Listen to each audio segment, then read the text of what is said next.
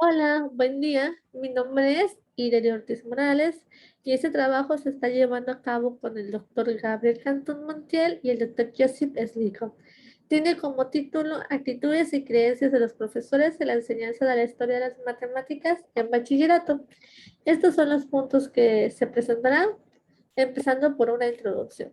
Bueno, la mayoría de las personas han escuchado y han aprendido la historia de la historia. Por ejemplo, la historia de Newton con una manzana, que estaba sentado debajo de un árbol cuando de pronto una de ellas golpeó su cabeza. El científico examinó el hecho y después de analizar el suceso pudo vislumbrar el concepto de gravedad y sus consecuencias. Un suceso simple que cambió en gran medida lo que se creía y lo que se sabía en ese tiempo, según la opinión de muchas personas en esa época. Ahora bien, ¿por qué esa historia es tan conocida? Por las actitudes y creencias que se tienen sobre ella.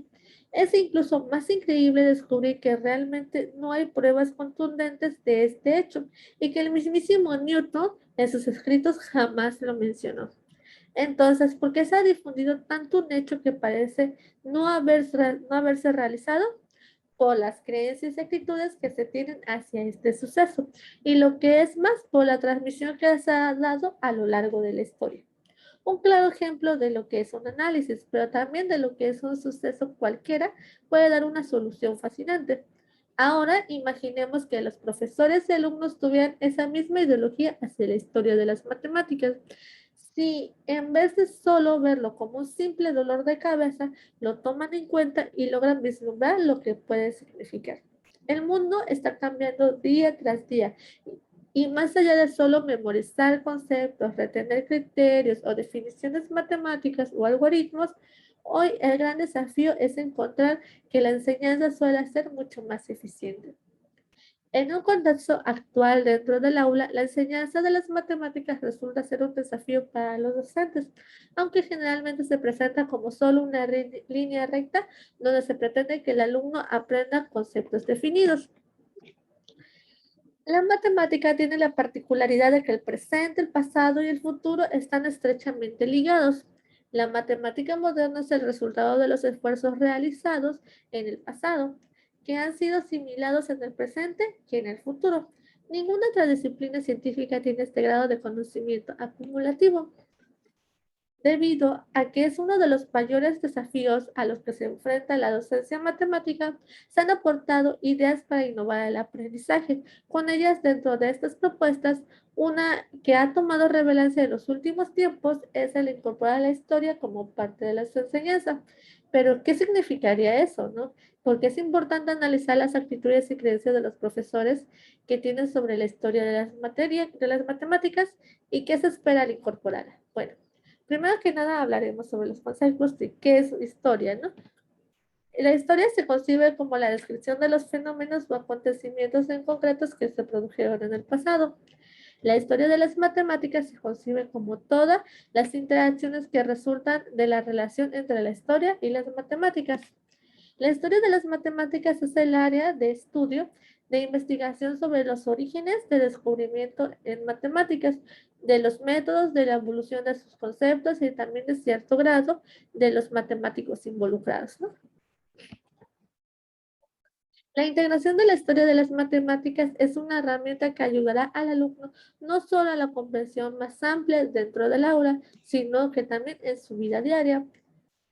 Según James, en su teoría hay dos escenarios distintos. El primero es que el uso de la historia como herramienta que permita mejorar la actitud del estudiantado frente a las matemáticas.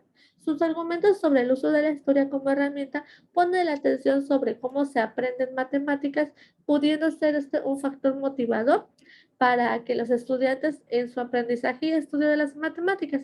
Por ejemplo, eh, que los estudiantes conozcan sus diferentes contextos históricos de aquellas matemáticas que están trabajando y puedan ayudarles a mejorar o al menos a mantener el interés por la materia.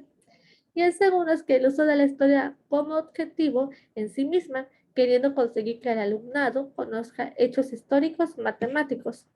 Además de tener estos efectos motivantes y más efectivos, la historia también puede desempeñar un papel de una herramienta cognitiva para apoyar el aprendizaje real de las matemáticas. Por ejemplo, un argumento afirma que la historia puede mejorar el aprendizaje y la enseñanza al proporcionar un punto de vista o un modo de representación diferente. Según esta teoría, la teoría de las matemáticas es una meta para mostrar al alumnado que las matemáticas existen y que evolucionan con el tiempo y el espacio. Para lograr el objetivo de un aprendizaje óptimo al alumnado, es necesario que quien imparta la materia, es decir, el profesor o el docente, esté adecuadamente capacitado y no solo con el conocimiento requerido, sino cómo adaptarlos dentro del aula. Para ello se va a requerir plantear y suponer. Plantear la necesidad de conocimiento de la historia de las matemáticas por parte de los docentes y cuál debería ser el uso de la historia en esta materia. Y el segundo, suponer un análisis de los elementos por separado de la enseñanza de las matemáticas y de la historia de esta disciplina. Con esto, la historia de las matemáticas va a facilitar el proceso de enseñanza y aprendizaje. Y también nos dice que la enseñanza no solo es una vocación o una profesión, que puede ser también un arte, que es indudablemente que el conocimiento de la historia de las matemáticas, con sus momentos gloriosos y sus periodos sombríos, estos influirán decisivamente en el espíritu del profesor y en su actitud hacia la propia matemática. Aquí les comparto una frase de Malet, el cual me gustó mucho y nos dice que bien sabemos que la actitud del profesor hacia la materia que explica es una de las enseñanzas más importantes que transmitimos al alumno. Y si se dan cuenta, ya que estamos hablando de actitud, ¿no? Pero ¿qué es la actitud? Debido a que su significado se ha estudiado en distintos escenarios y en distintos campos, también desde perspectivas distintas, es normal que se tengan diversas afirmaciones de lo que son y de lo que presentan. Por ejemplo, Gil, Blanco y Guerrero manifiestan que el concepto de actitud destacan tres componentes principales. El primero es el conocimiento o creencia sobre el objeto de la actitud. El segundo es el impacto o la carga de evaluar estas creencias. Y el tercero es una intención de comportamiento en relación con dicha actitud. Phillips la define como una actitud a las actividades conductuales reales o potenciales de los seres humanos que reflejan sus pensamientos e ideas sobre un tema, una situación o una persona. Nosotros estaremos utilizando la definición de Phillips ya que es la que más se apega con lo que estamos trabajando. Sin embargo, pese a diferentes opiniones y significados dados, existen también algunas similitudes entre todas ellas, el cual nos dice que las actitudes se refieren a algo exterior a uno mismo, que las emociones, afectos, sentimientos involucran a las actitudes y que las actitudes son aprendidas. Las actitudes tienen una estructura y para poder estudiar las actitudes es necesario que distintas personas o grupos se analicen entre sí y cómo las actitudes de un determinado grupo van cambiando. Para ello es necesario recurrir a algún modelo que comúnmente se describa. Uno de los modelos que ampliamente se ha usado por varios investigadores es el que se conoce como tridimensional. Este modelo fue propuesto en 1960 y se ilustra a continuación. Tenemos que los componentes de las actitudes está el lado cognitivo, el afectivo y el conductual. Dentro del cognitivo tenemos las ideas, conocimientos, creencias. Dentro del afectivo, sentimientos de valoración y de la conductual, tendencias de comportamiento. Por tanto, según este modelo, las actitudes se expresan sea por medio de las emociones, que de los pensamientos y de que el propio comportamiento. Debido a que las actitudes matemáticas y las actitudes hacia las matemáticas son conceptos distintos, su medición también será distinta. Tenemos que las actitudes hacia las matemáticas son las que están relacionadas con la valoración, el aprecio, la satisfacción, la curiosidad, el interés por esta disciplina, donde se enfatiza más el espacio afectivo que el cognitivo. Por el contrario, las actitudes matemáticas tendrán que ver con el uso de habilidades generales relevantes para el trabajo matemático, y estas se caracterizan por considerar las capacidades de los sujetos en su modo de utilizarlas.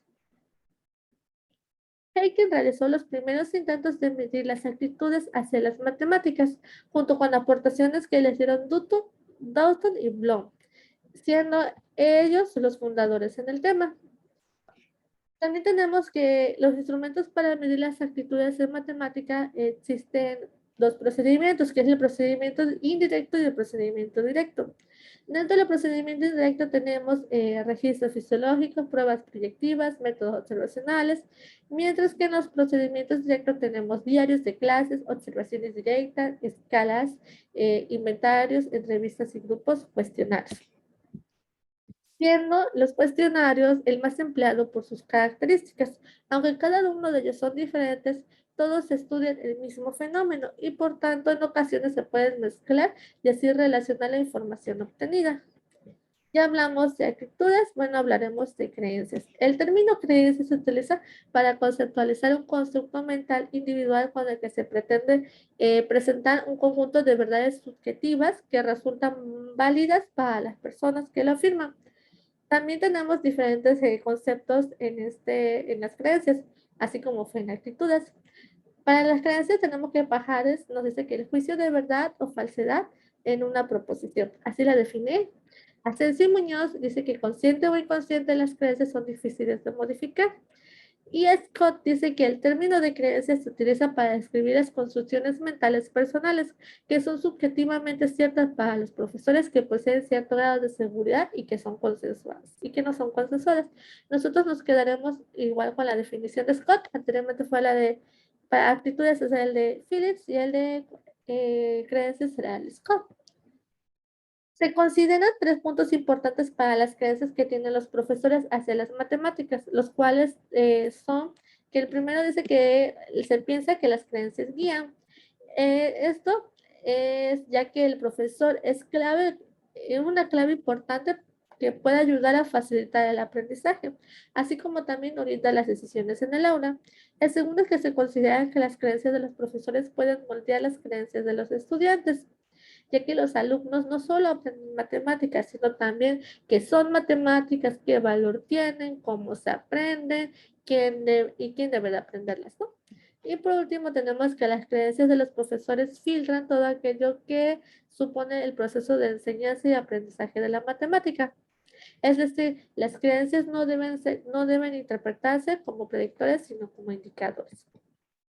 Tomando en cuenta lo anterior, Hernández, Arellano y Martínez muestran que la manera en la que los profesores comprenden la enseñanza y el aprendizaje de las matemáticas repercuten en cómo imparten dentro de un aula. Por lo tanto, la práctica se basa en sus creencias acerca de la naturaleza y su función de las matemáticas.